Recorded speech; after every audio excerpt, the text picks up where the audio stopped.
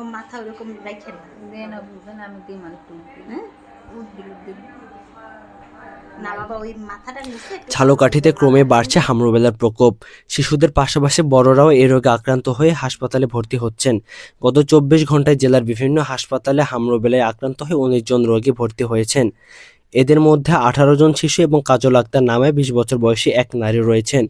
হাসপাতাল কর্তৃপক্ষের দেওয়া তথ্য অনুযায়ী আক্রান্তদের মধ্যে ঝালকাঠি সদর হাসপাতালে 3 জন, রাজাপুরে 6 জন, নলছিটিতে 5 জন এবং কাঠালিয়া উপজেলা স্বাস্থ্য কমপ্লেক্সে 5 জন চিকিৎসাধীন রয়েছেন।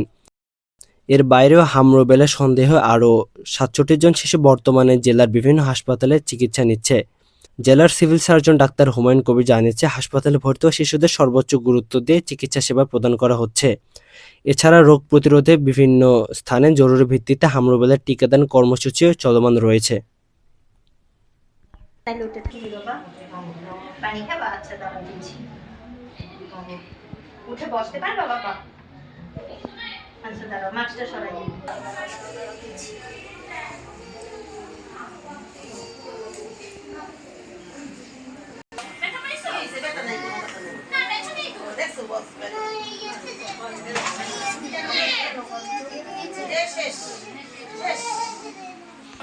আমি তো লাইট দেখো দেখো তো যাই